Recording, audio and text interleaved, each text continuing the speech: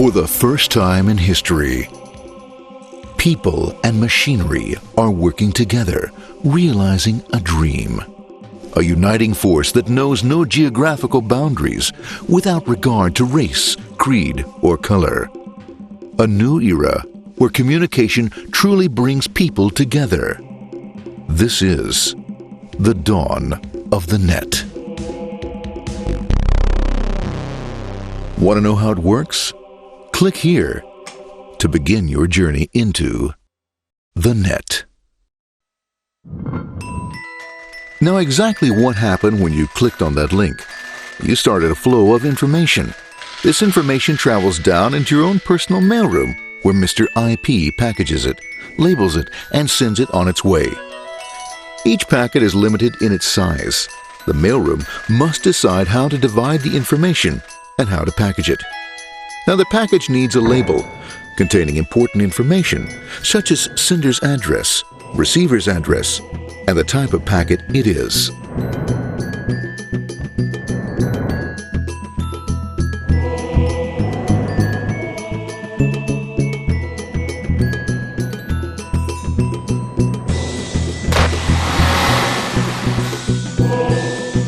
Because this particular packet is going out onto the internet, it also gets an address for the proxy server, which has a special function, as we'll see later.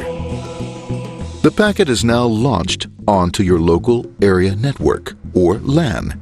This network is used to connect all the local computers, routers, printers, etc. for information exchange within the physical walls of the building. The LAN is a pretty uncontrolled place, and unfortunately, accidents can happen.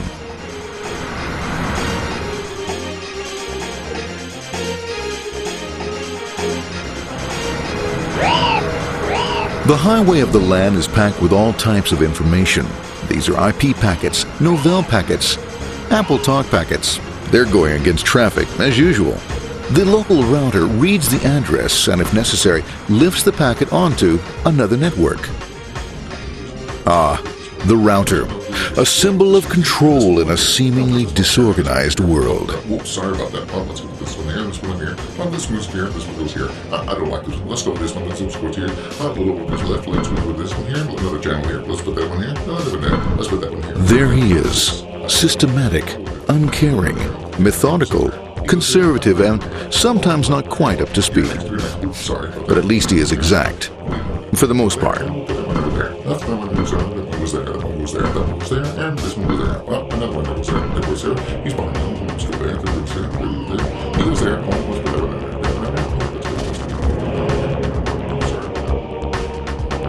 there. As the packets leave the router, they make their way into the corporate intranet and head for the router switch. A bit more efficient than the router switch plays fast and loose with IP packets, deftly routing them along their way. A digital pinball wizard, if you will. Here we go. Here comes another one. And it's another. Watch this, Mom. Here goes. Whoop, around the back. Hey, in there. Over the left, over the right, over the left, over the right. You got it. Here it comes. Right on. He shoots. He scores. It's going. Hey, wait. Here, watch out. Here comes another one. Oh, here we go. And it's gone. As packets arrive at their destination, they're picked up by the network interface, ready to be sent to the next level.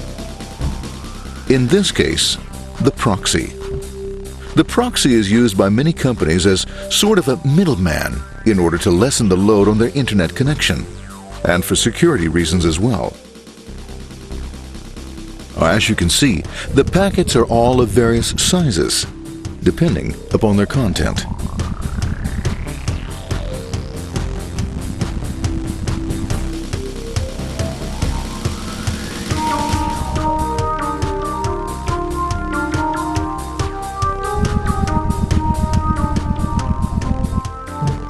The proxy opens the packet and looks for the web address, or URL. Depending upon whether the address is acceptable, the packet is sent on to the internet.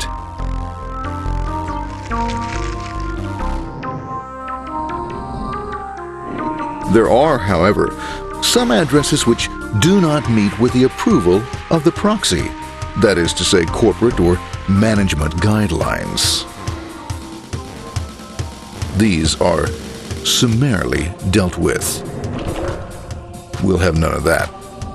For those who make it, it's on the road again.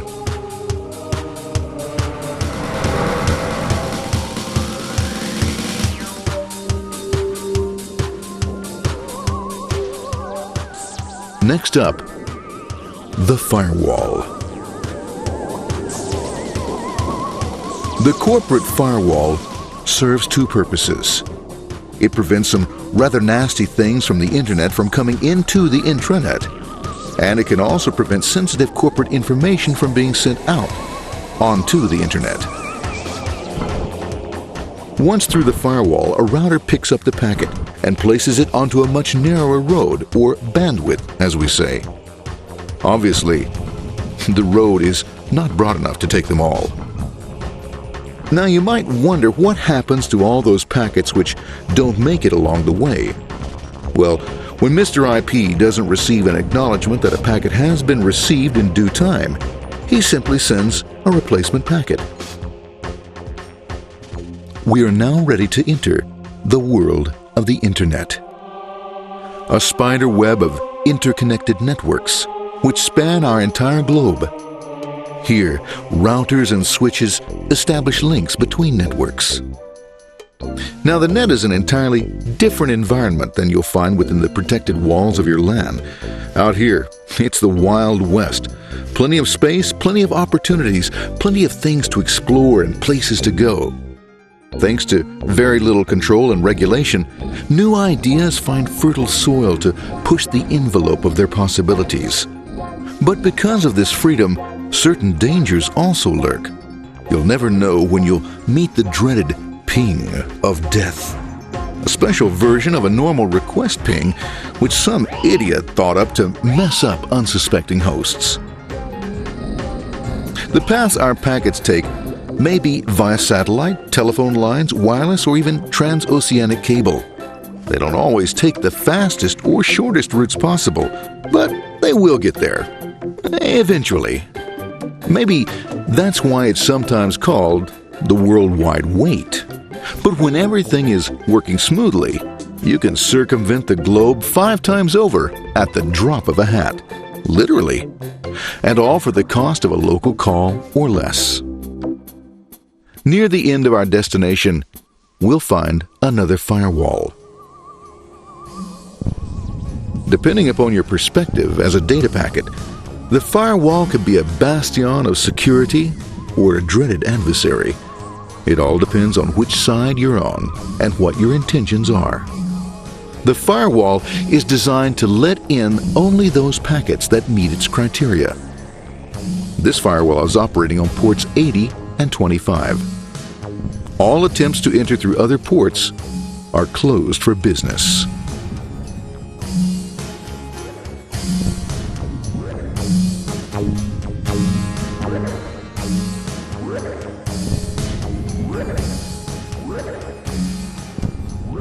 Port 25 is used for mail packets, while Port 80 is the entrance for packets from the Internet to the web server. Inside the firewall, packets are screened more thoroughly. Some packets make it easily through customs, while others look just a bit dubious. Now, the firewall officer is not easily fooled, such as when this ping of death packet tries to disguise itself as a normal ping packet. It's okay, go on, it's okay, no problem. Have a nice day, be out of here, bye. For those packets lucky enough to make it this far, the journey is almost over. It's just a lineup on the interface to be taken up into the web server. Nowadays, a web server can run on many things, from a mainframe to a webcam to the computer on your desk. Or why not your refrigerator? With a proper setup, you can find out if you have the makings for chicken cacciatore or if you have to go shopping. Remember, this is the dawn of the net. Almost anything's possible. One by one, the packets are received, opened, and unpacked. The information they contain, that is, your request for information, is sent on to the web server application.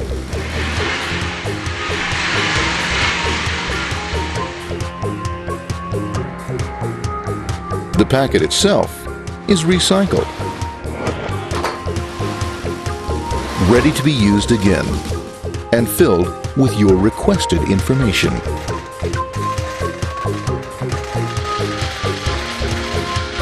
Addressed and sent out on its way back to you. Back past the firewall, routers, and on through to the internet. Back through your corporate firewall.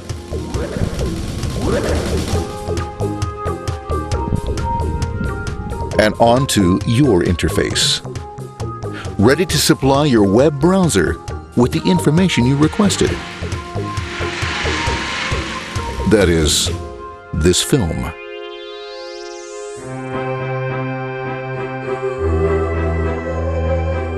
Pleased with their efforts and trusting in a better world, our trusty data packets ride off blissfully into the sunset of another day, knowing fully they have served their masters well. Now, isn't that a happy ending?